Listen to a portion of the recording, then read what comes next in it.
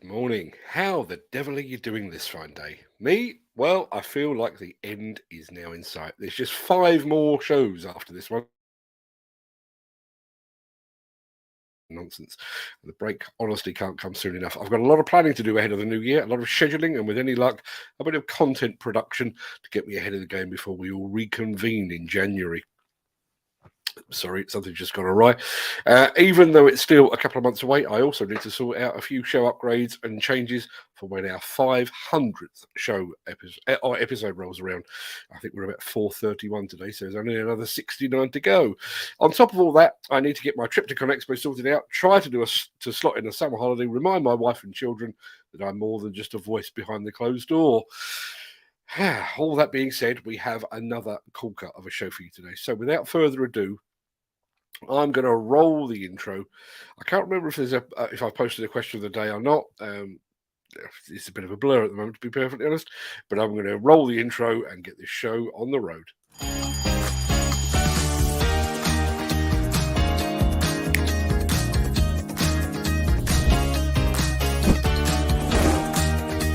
Welcome to the Breakfast Show. I'm your host, Mark Anthony.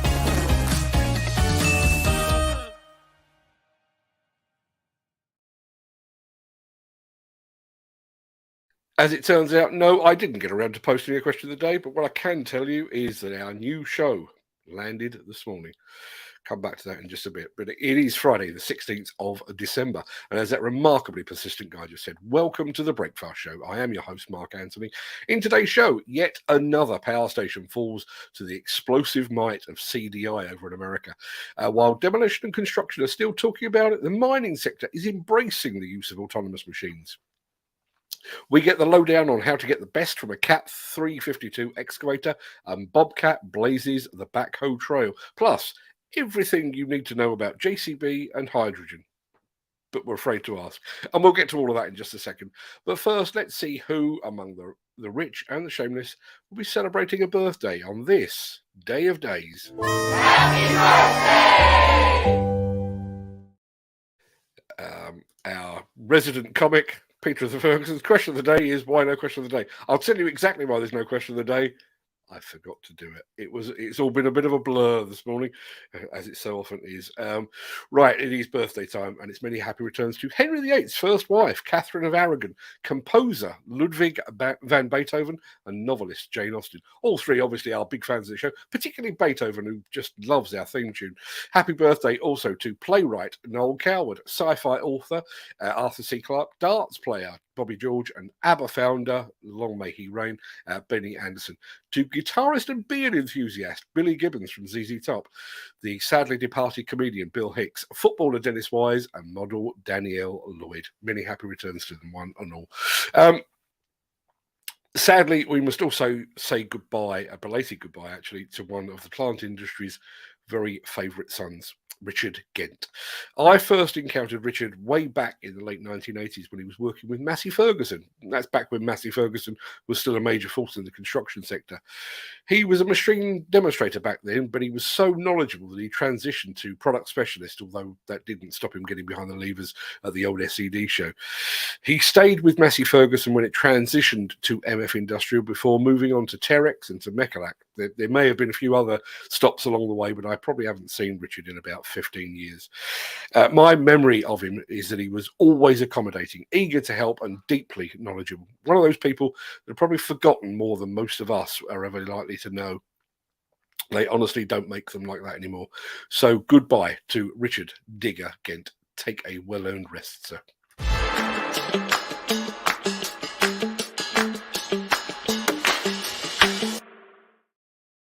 Under normal circumstances, we like to start the week with a big bang, but controlled explosive demolition events have no time for our deadlines. They should, but they don't. They just happen when they happen. And when they do, we like to bring them to you while the dust is still heavy in the air. So get set, because we're heading to New Jersey in the company of those fine folks at CDI.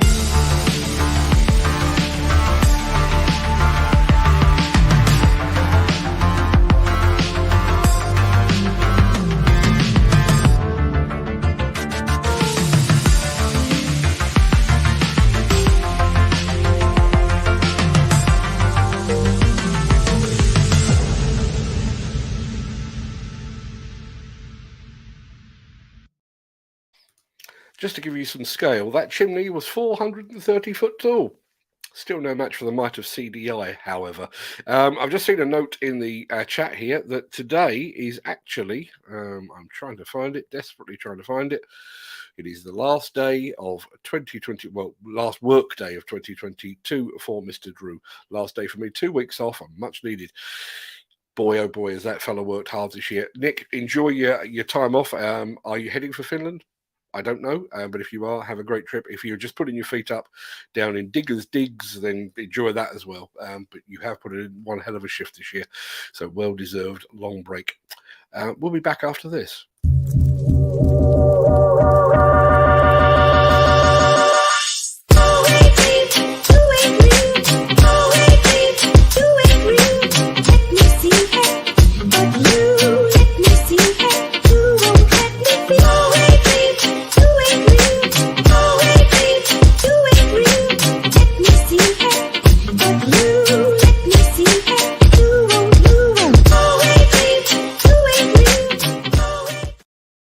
Just over an hour ago, the first ever episode of our new video and audio podcast series, Tech Foresights, landed across a multitude of social media and podcast platforms. You can find it over on demolitionnews.com right now, as it's today's lead story. The first episode, however, is on the divisive subject of machine autonomy. It's a subject that is still a hot topic right here in construction circles. Meanwhile, over in the field of mining, it's already an integral part of the industry. Kensington Mine is located about 45 miles north of Juneau. It's a remote campsite. The only way to get to the mine is by boat or by air. The mine is located in the historic Berners Bay Mining District. So mining here has been going on for over 100 years. We're the latest installment, starting production in 2010. In 2016, when we went to see Sandvik's booth at Mine Expo, the idea of removing the miner from the drift and using automation to control an underground LHD was very exciting to us. So we started down the path of implementation, and being able to move that material and really have no human-machine interaction has just been fantastic. It's really kind of changed the way that we think about how we remote stopes and how we muck material. We're recognizing big productivity gains. We're using the automation to mine during shift change. And so during that time period, we're able to continue to mine and use time that wasn't productive to become productive and boost our tonnage rates. When we initially started looking at automation, the primary objective was the safety benefit. Production was a secondary consideration, and we hoped that there would be a production benefit, especially as our initial inception of this program was strictly to be used during that time period when the muckers would have been idle underground anyway. We anticipated the ability to be able to move those tons, which would then at the beginning of shift allow the operators to move on to other activities that needed to be done. So in many ways we were getting two birds for the price of one, in that we were able to move tons and free up those man hours to do other work that needed to be done without needing to acquire additional manpower. In a 3-hour smokeout shift, we can move 42 buckets down an ore pass.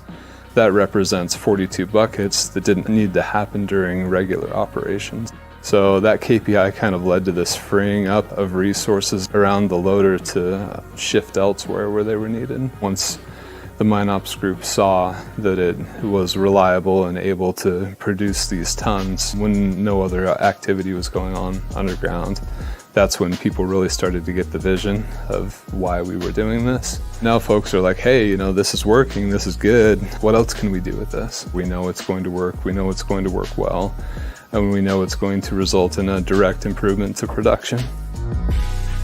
When we implemented AutoMine here, we were trying to shoehorn the automation system into our existing mining infrastructure, which was never intended to have automation in it when it was designed. And so as we proved up that it does work, albeit with some challenges in existing mine workings, as we move into this new mining zone to the east of Kensington, we designed it from the beginning with the intent that we wanted to automine in there as much as we possibly could. We designed our ore and waste passes such that we had enough clearances that we would be able to mine even during shift by establishing barricades and warnings so that we could keep people out of areas and have the automated equipment running there as much as possible, perhaps all the time. and we would be able to optimize when and where and how we could use this, and we could spread it across multiple areas. We've done the design work to incorporate the aspects of automation that'll make it a more intelligent design and it'll make it more cost efficient. And so we're really excited about that opportunity, not only from a loading standpoint, but potentially from a haulage standpoint, and advancing the concepts of automation in this new mine. The fantastic thing about that is that using automation and using those efficiencies, being able to mine during shift change and being able to mine smartly and control maybe multiple machines can lower our cost structure and allow us to take material that may have been marginal before and allow us to lower our cutoff grade and potentially pull that material into the mine plan.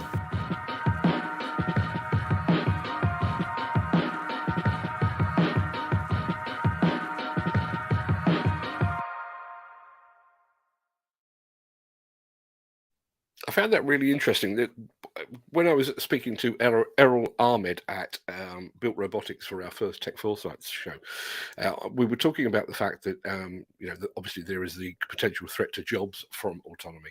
But one of the points that he made was that they've got at least one customer who is working with traditional manual labor, so men behind levers and everything else. They'll work an 8, 9, 10-hour shift. When they stop, the machine takes over, the autonomous machine takes over. So when the men come back to work the following day, the trench that they were working on is now advanced another potentially 14 hours. It's an interesting one. Let's have a look. Mick Norton says, whether it's removing the miner from the drift in Alaska or removing the operator from Ipen's plant here in the UK, it is the autonomous change that we must accommodate. With safety and productivity bonuses, it's a no-brainer, especially when skill shortages drive us more and more towards automation. I'm inclined to agree. Yeah, I'm certainly inclined to agree. I'd love to get everybody else's feedback on the potential for autonomous machine control here in construction and demolition. Let me have your thoughts in the chat. In addition, I'd really like to get your feedback on the brand new Tech Foresights podcast. It is a new venture, so I'm obviously still working out the bugs and trying to work out which direction it goes in. We've done the first one, which is on machine automation, autonomy with Built Robotics. The second one is in the can. That's with JCB talking hydrogen. We'd be doing more of that in a bit later in this show, actually. So whether you watch it or listen to it, please let us have your comment or some feedback, because I'd love to hear from you. And just so you know, this is the first time we've ever actually managed to put a video podcast on Spotify. So if you're a Spotify user, search for Tech, TECH, the number 4 sites, Tech Foresights. You'll be able to watch it and listen to it over on Spotify. I hope you enjoy it.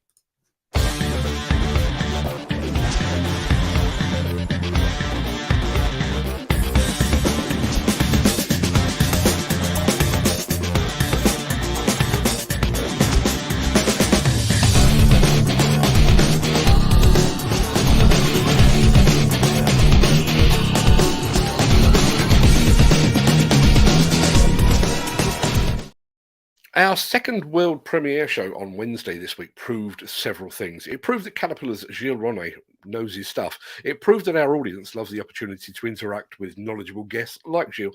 And it also proved that there's quite a few Caterpillar fans among you. With that in mind, I'd like to share this introduction to the Cat 352 excavator.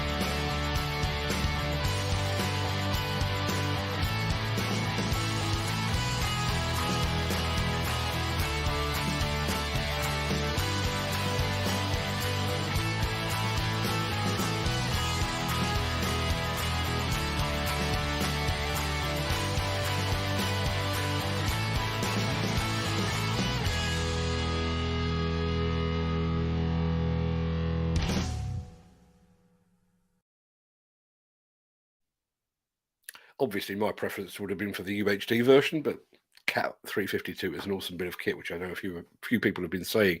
A couple of questions on the new, comments and questions on the new show. Jim Turner says he's going to watch the new show on the telly with my lad, seeing as he will be the new breed of plant op. You'll be delighted to hear then in that case that this one was actually recorded using our new 1080p function.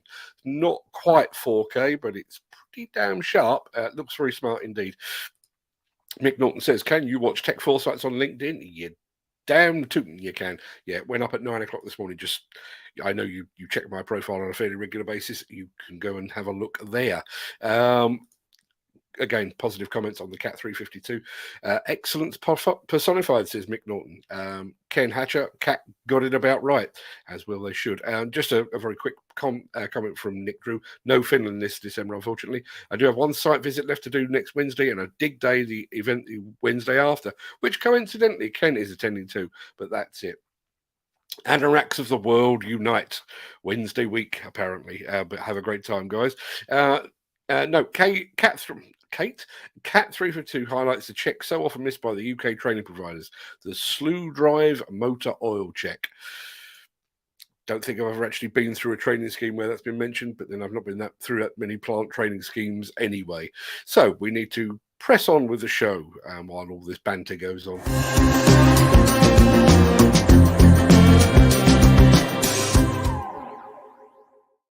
I have to be honest here. When I think of backhoe loaders, I tend to think of JCB, of Caterpillar, of Case.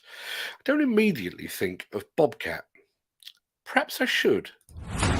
Hello everyone, warm greetings from Bauma 2022, the world's biggest construction equipment fair. Here we have Gabby with me, the Regional Director of Middle East, Africa, CIS and Russia. Hello Gabby, it's nice to have you here with us. Thank you so much. Here we are in front of backhoe loader that is one of the most important products for Middle East, Africa and CIS and Russian regions. So can you please tell us more, why this product is so important for those regions?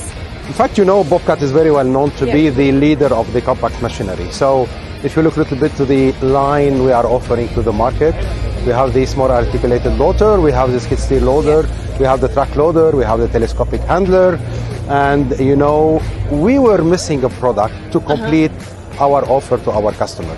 And if we look a little bit to the industry, the backhoe loader industry is one of the biggest industry in Middle East, in Africa, in CIS, in Russia. So there were no way, if we want to continue to be the leader of the compact market, than to offer a backhoe loader to our customers. So we become a full liner in the compact machinery, and we are very, very close to be to the heavy business, you know. So the backhoe loader completed totally our offer in the compact range. I was also wondering, so we're just saying that backhoe loaders are performing so well in Middle East, Africa and the other regions, but we also have skid steer success in Middle East and Africa especially. So why this product is also so important? So can you tell us? There is no construction site in Middle East, Africa, CIS or Russia without having a skid steer loader. Wow. Skid steer loader, it's really the basic machine that everyone is buying to have it on the construction site. And you know what? With the offer we are having with the attachment, you buy one skid steer loader and you can have 10 attachments, 150 attachments to go. From the bucket to the forks, to the sweeper, to the wheel saw, to the planer. So this is the success of Bobcat. Bobcat is like Swiss knife, you know. You can have one machine and you can have a lot of attachments. This is why we've been selling a solution. So when we sell a Bobcat machine, we sell a concept. We know exactly what the customer what he want to do. Based on this, we will offer for him, you know, the machine. This is why Bobcat today is very successful everywhere, and Bobcat machine you can find it on each construction site. This is the first machine is entering onto the construction site. Awesome, like sounds really impressive. Last but not least, we have been talking about the promising feature, and I'm so curious, like what is the ambition to succeed more, to go further in Middle East, Africa, CIS and Russia? Tell us more, please. Looks like you hear some news or someone told you something. Well, I'm not going to say anything, but what I can tell you that 2023 is going to be an amazing and fantastic year, especially for the backhoe loader. We want to make a big announcement very soon at the beginning of 2023, and it's going to be a game changer for the backhoe loader business, for us, for the industry, for the customers, and for our dealers. Backhoe loader is going to be on the top news because something is going to happen within Bobcat and for the backhoe loader. Sounds really exciting. So stay tuned, people, and we will be coming back to you with exciting, inspiring news very soon. So thank you very much, Kevin. Thank you so much. It was a pleasure to have you here with us. Pleasure for me. Thank you. Good Mama. Thank you. Yeah.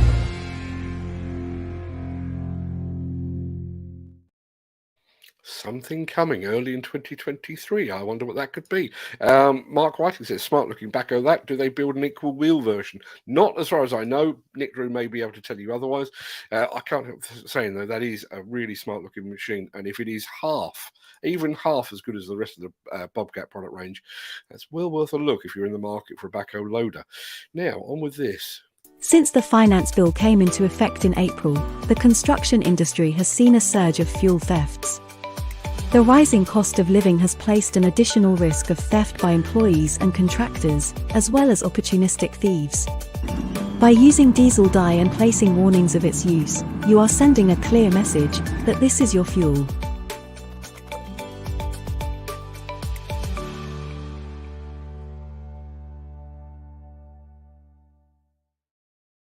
I reckon we have just about enough post-Bauma footage to see us into the festivities. So without further ado, let's head back to Bavaria.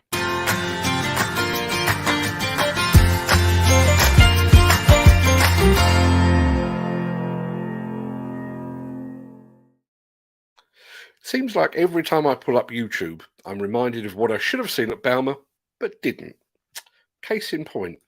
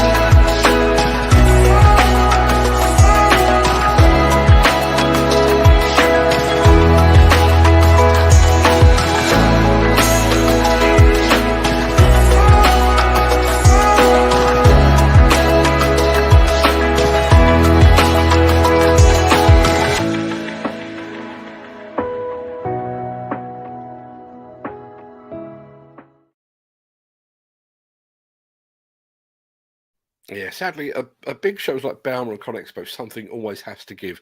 It's just not possible to see everything. The Kubota stand was one that I pretty much missed entirely. I did take a couple of photographs, and I do remember thinking, it's quite busy. I'll come back to that a bit later on. And then didn't. Kind of regretting that a bit now. Hi guys, I'm Martin and Norwegian Earthmover. Remember to watch the Breakfast show. As you may be aware, the second episode of our new Tech Foresight show features those fine folks at JCB. More specifically, it features JCB's Chief Innovation and Growth Officer, Mr. Tim Burnhope, speaking about the potential for hydrogen to be the industry's fuel of the future. Now, me being me, my questions are all highbrow and deeply considered, but there are many questions about hydrogen that are simple, but which are yet to be answered. And that's where Fred, my son, and Diggers and Dozers comes in. I'm hoping and praying that this video will play first time. If it doesn't, you'll have to bear with me for about 10 seconds while I reconfigure it. But let me give it a try.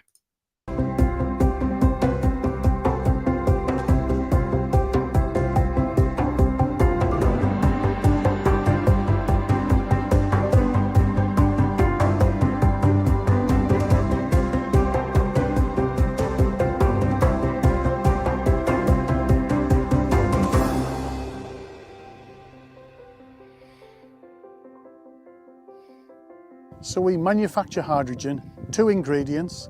One is water and the other is clean electricity, preferably renewable. So therefore the two together produce hydrogen and oxygen.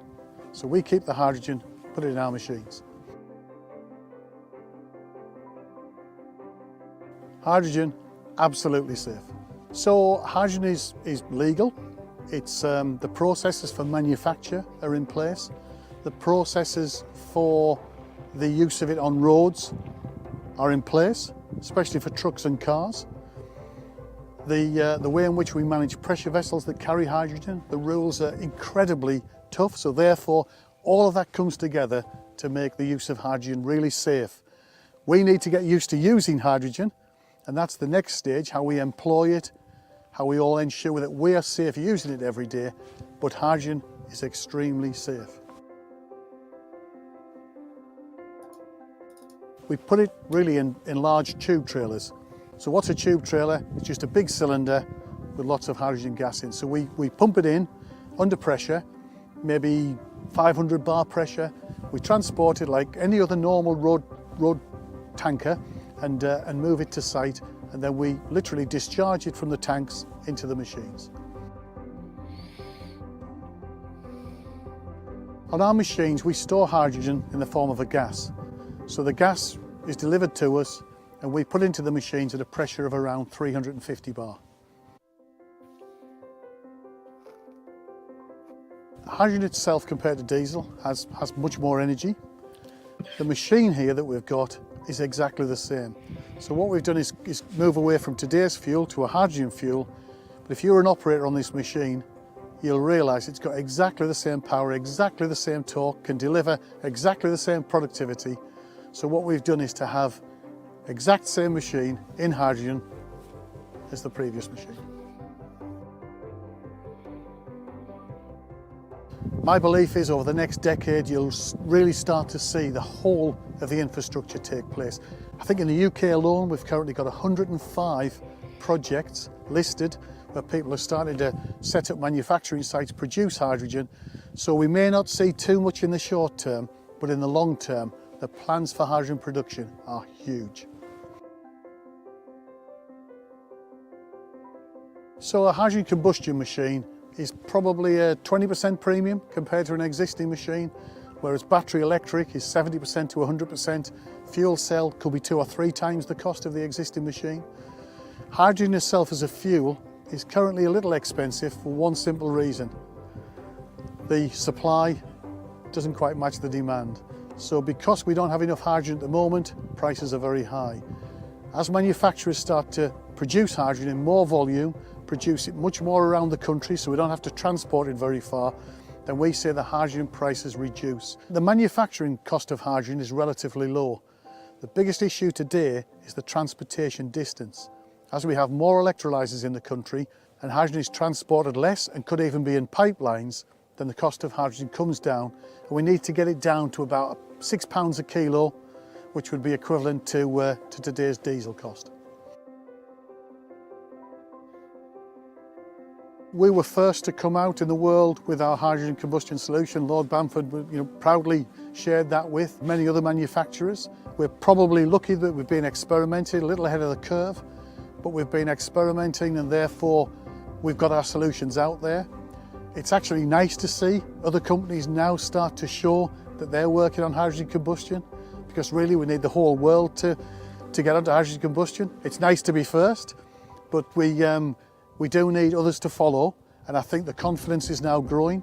People are starting to experiment, starting to get maybe to a prototype level. Real good signs of hydrogen combustion being really usable, not just in construction equipment, but potentially agricultural equipment, maybe some on-road trucks as well. But there's a real trend now to think this could be a great, affordable solution. Hydrogen combustion, this is what the future looks like.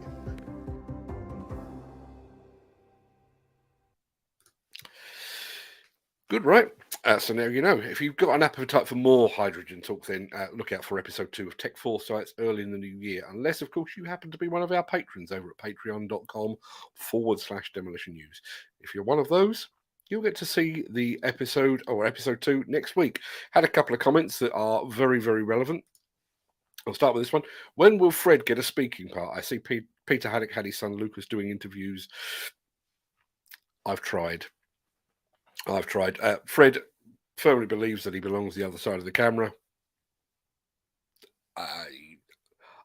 given what he can do with the camera, I'm inclined to agree with him. Maybe one day we'll work on him. Let me see. 20% hydrogen will be going into the gas mains as well. Nick Drew has clarified things on the Bobcat backhoe, and we'll be back to backhoes in just a second. Bobcat backhoe is a badge Turkish-built Cukurova, and don't think they're currently available in Central Europe. Maybe they're coming next year. Maybe that's the news. Maybe that's the news. Maybe we could have an electric backhoe loader. I know Case have got one. Wouldn't be beyond the wit of man for Bobcat to do the same. Mick Norton says, Flurry and JCB launched joint initiative today offering 180 backhoe training for those wishing to hone in on their skills. I believe it's free of charge, he questions. I saw the announcement. I didn't actually get to check the price, but he says there's been a slow erosion of skill levels with the 3CX type backhoe, and nice to see companies reaching out to help sector workers. There was actually a bit of a chat going on our WhatsApp group last night. I'm just going to say very good morning to Wayne Goring. Morning, Wayne. Thank you very much indeed for joining us. There was a chat going on last night on our WhatsApp group, and it just goes to reinforce the divide between us here in the UK and our continental neighbours. Al Grierson was talking about the fact that they don't see much in the way of backhoe loaders, certainly in Luxembourg. I think they had one last year, whereas over here, obviously, they are still a mainstay. Obviously, the presence of JCB and the previous dominance of the JCB 3CX or the 3C and 3CX, I think we have a tradition of that. And even though some of that has been eroded, I think, by telescopic handlers and the Rise and Rise mini excavators, I think we still consider ourselves a bit of a backhoe loader stronghold. So yeah, if Flannery's and JCB have joined forces to bring more skills to that sector, then more power to them, I say. I need to play one of these. Sorry to interrupt the guy with the funny glasses, but if you're enjoying this video, please hit the like button as it helps our channel. Or better still, share this video with a friend or a colleague. Thank you. Right, back to Beardy. Right, that pretty much wraps up the main part of this morning's show. And don't forget to check out the new Tech Foresight show over on Demolition News, Facebook, YouTube, Instagram, LinkedIn, and all good podcast platforms. Probably a few rubbish ones too. I'm going to roll the outro in just a second before leaping gazelle-like over into the chat to see what you're all saying today. If you can't stick around, then please stay safe, look after yourself, your family, your friends, and your colleagues. Have a great day, have a great weekend, and thanks for watching. But if you do have the time and the inclination, you know what comes next.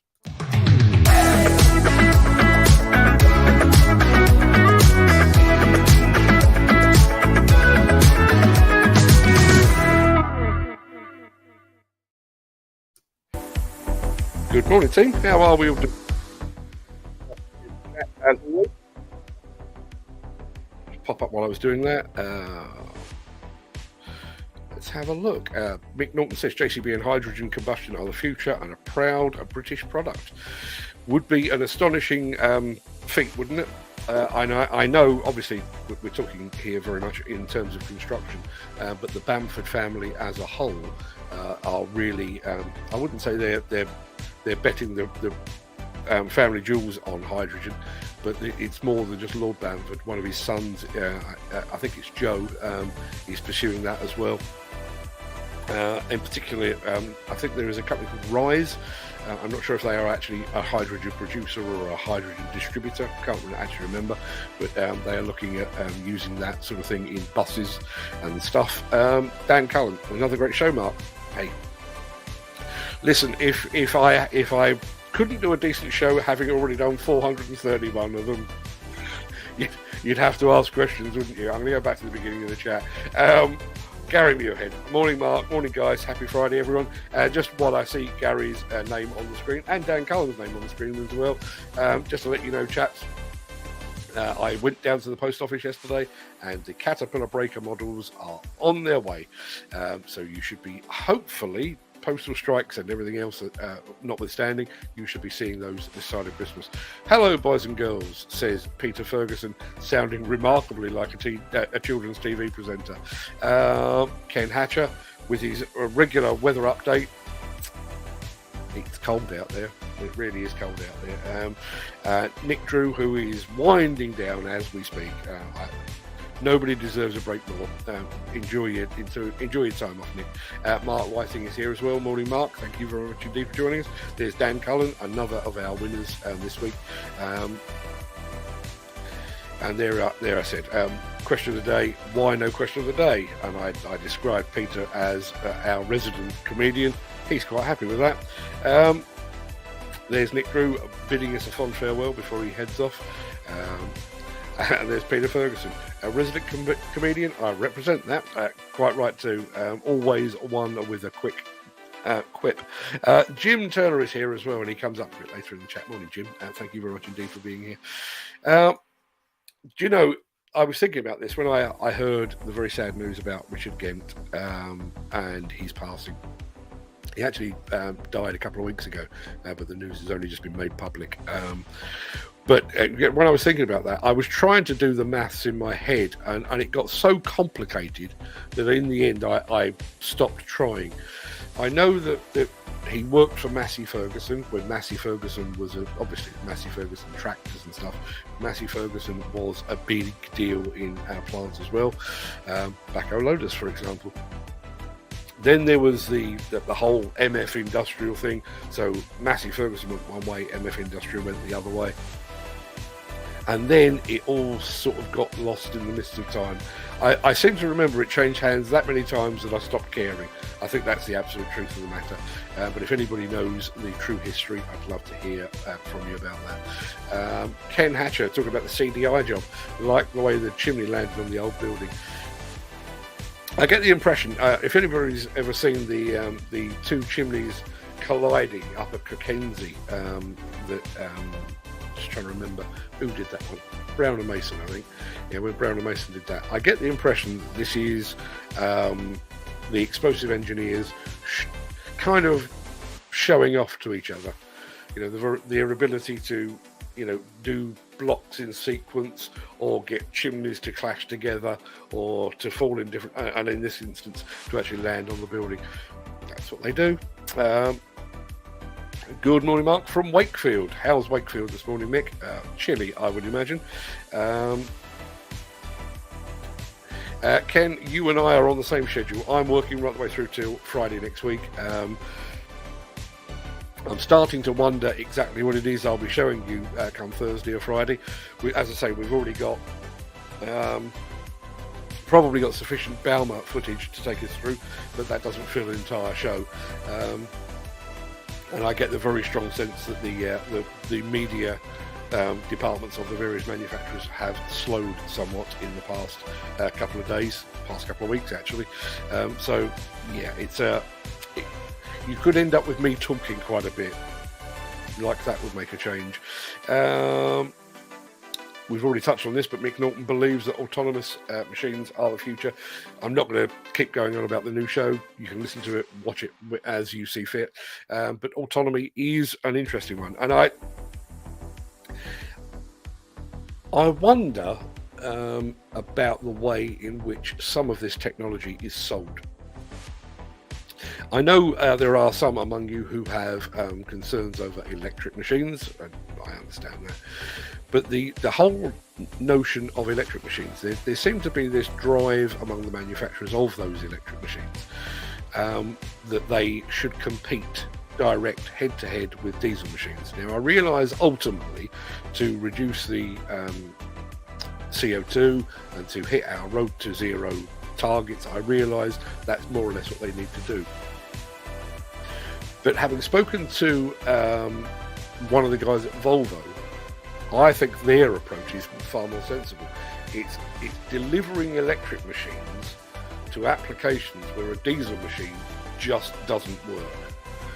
Now whether that's underground, whether that is one of the case scenarios that he gave me was in demolition soft strip.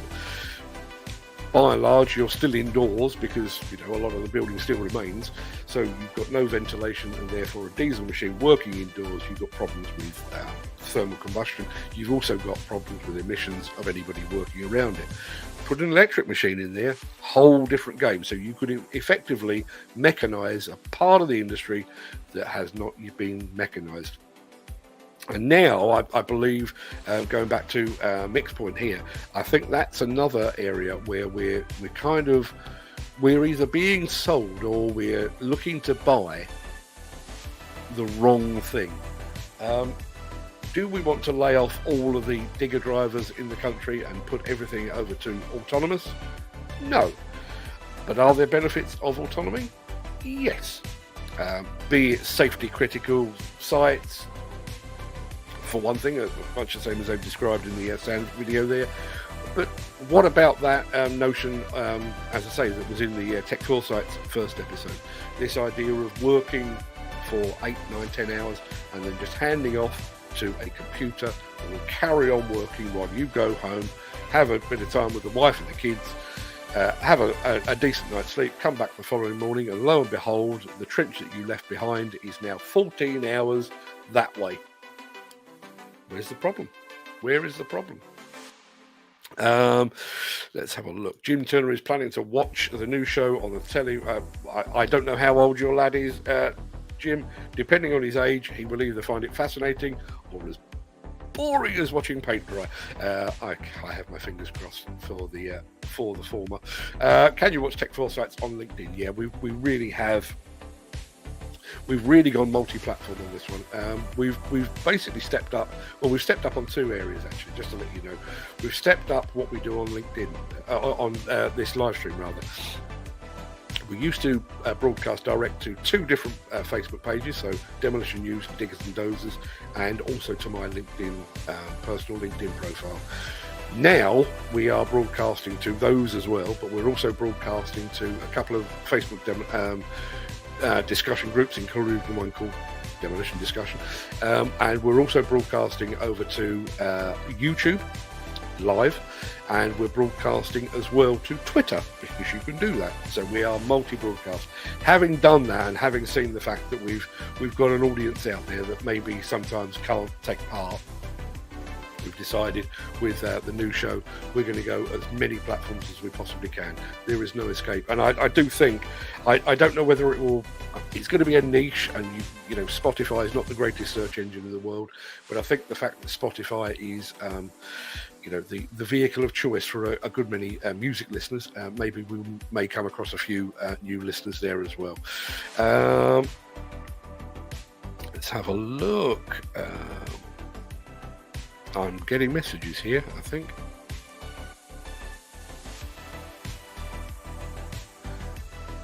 Somebody is sending me the story. Massey Ferguson, the story behind the legend. And that is, I think that's maybe Peter Ferguson sending me that. I'm going to have a good look at that later on. Thank you very much indeed for that, Peter. Let's have a quick look.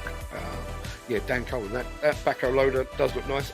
As Nick has pointed out, not necessarily a Bobcat, it is a Kookarover. And I'm sure I've heard the name Kookarover before. And I can't remember whether I've heard it in terms of plant and equipment or whether it's the name of a cocktail. It's Friday, what the hell do I know? Now, the reason I mentioned our WhatsApp group in the chat is purely because, as I say, there was a good old to and fro yesterday. We were talking about the stronghold of backhoes here, the fact that they don't compute over in Luxembourg and other parts of Europe, and it is endlessly fascinating. You go to somewhere like Germany or France, Spain, there's bits of Italy as well. They love them, a compact backhoe loader, whereas over here not so much. They love them a Mechalak, over here not so much. They love them a rubber duck, over here a bit, but not so much. There's 26 miles of water between us and France, and yet the way they do things and the way we do things markedly different. And I've touched on this before, and I don't even know if it's still available, but that was one of the reasons that I wrote my Japanese way book after my trip to Japan. The very fact that they do things so markedly different over in Japan. I'm fairly sure that's over on buymeacoffee.com/demolition news. If anyone wants a copy, go have a look at that. Smart looking backhoe, that do they do an equal wheel version? I don't know. I'll go and have a look at Kookarover a bit later on.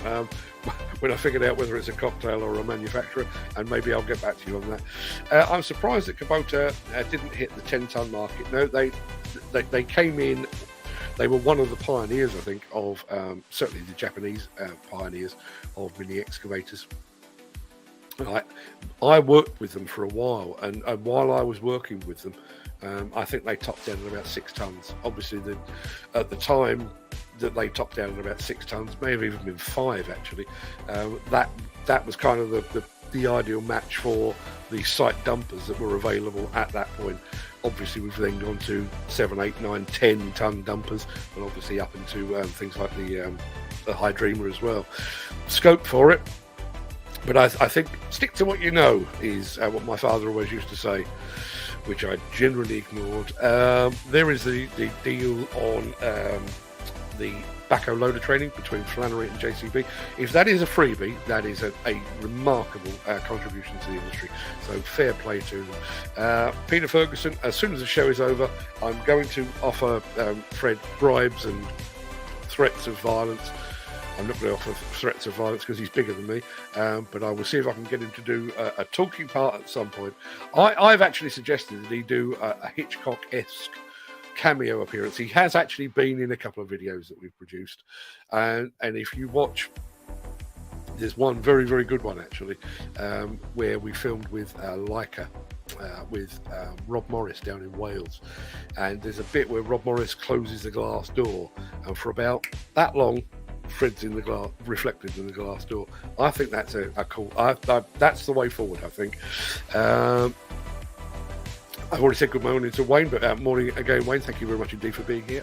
Much appreciated. JCB and hydrogen combustion are the future, and a proud British product. Just imagine that. Imagine that in the age of Tesla and Silicon Valley and all of that kind of thing. If it were a UK manufacturer that led the way into the hydrogen fuel future. Wouldn't that be an amazing thing? As if JCB weren't amazing enough already. Nick Norton says that the UK government this year said hydrogen, which releases only water when used as an energy source, could make up to 35% of the UK's energy consumption by 2050 as part of its net zero plans. The generations of Bamfords will be really quite pleased about that, I would imagine. There it is, Peter Ferguson. I put a few photos up on the WhatsApp chat regarding Massey Ferguson. As soon as the show's over, I'm going to go and have a good read of that. Bear with me 1 second.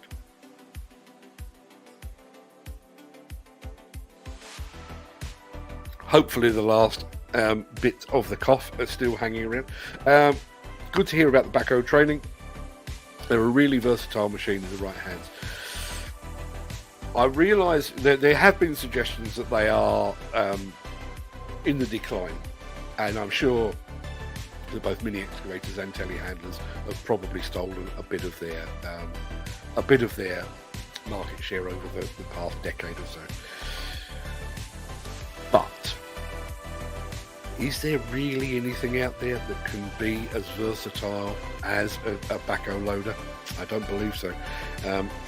I remember when I was cutting my teeth as a journalist, being sent out to interview a bunch of owner-operators, and the owner-operator's vehicle of choice or equipment of choice, machine of choice, back in the day was a backhoe loader, generally a JCB, because you could undertake a whole multitude of work with that one machine, particularly now with the advent of quick couplers and the various attachments you've got going with them as well. Dan Cullen, Ireland loves the backhoe, and JCB is number one. JCB is number one in quite a few places. I have no desire to go to India whatsoever, because I know my entire trip would involve me visiting the loo. But I would love to go and see the JCB plant out there. I'd also like to see the way that JCB backhoe loaders are fueling progress over in India as well. Maybe one day. I remember the old Ford backhoe, a Massey, and the old case. Yeah, absolutely. I'm sure I've mentioned this before. They used, for reasons I've never fully understood, I'm sure it was just down to the popularity of a local dealer. There were pockets of real case loyalty here, and there was a dealer. I can't remember the name of the dealer, but there was dealer up around about Hull way, thereabouts, and you know, you go anywhere in the country and you see a JCB, there's another JCB, there's another JCB. You get to this part, and if you saw a backhoe loader, you could guarantee it was a case. Not entirely sure why that ever was. Never did get to the bottom of it. One of the other opportunities that I missed. Peter Ferguson, many thanks indeed for that. Nick Norton says, with the advent of autonomous machinery, history gives us examples of where, for example, in the 1700s, Cartwright's spinning jenny. Now, just so everyone knows, Mick Norton actually revealed to me yesterday that he is 78 years old. Before I go any further, I don't believe he was around when Cartwright's spinning jenny reduced the demand for labour, with many becoming unemployed in the textile industries. Construction technology and automation and artificial intelligence will mirror the spinning jenny example. Will it? Will it? It's a subject that I touched on first with XCMG over in while I was over at Bauma. In China, if you have, which they do have, XCMG have got autonomous fleets of paving equipment, so paver, compactors, all autonomous, and I think they refer to it as the hub. So the centre of that hub is the paver, because that's the machine at the front, and then the compactors do their bit behind that hub accordingly. You can take that onto a public road in China, press the button, and away she goes. Speaking to Errol Ahmed at Built Robotics, there are restrictions in the US. So on a private site, you could run an excavator and let it dig to its heart's content. You can't do it on a public road or in an area where there are pedestrians and that kind of thing. No great surprise in that. But here in Europe, apparently, there are even bigger restrictions. So autonomy, yes, it's likely to come, but if it is to come, there's going to need to be a big old shift in legislation, because as it stands at the moment, even if you have an autonomous machine, apparently it requires a person, a trained and competent person, in attendance. So you could kind of defeats the object, if you ask me. You've got an autonomous machine, but you still got a bloke sat there watching it do what it does. But watch this space. Folds and Major was first to make the backhoe, if I can remember. Excuse me 1 second.